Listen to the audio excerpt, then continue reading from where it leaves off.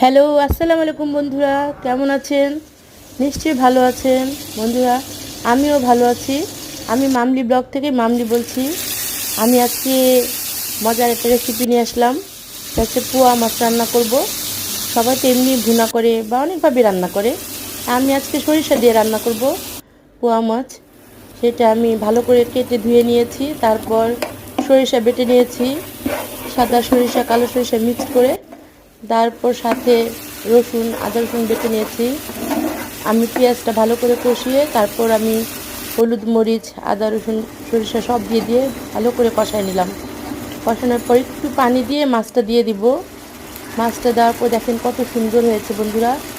আমার ভিডিওটা যদি আপনাদের ভালো লাগে তাহলে অবশ্যই আমাকে সাবস্ক্রাইব করে দেবেন প্লিজ। আর আমি এই যে নামানোর আগে একটু ধনেপাতা কাঁচামরিচ দিয়ে দিয়েছি। দেখেন কত সুন্দর হয়েছে।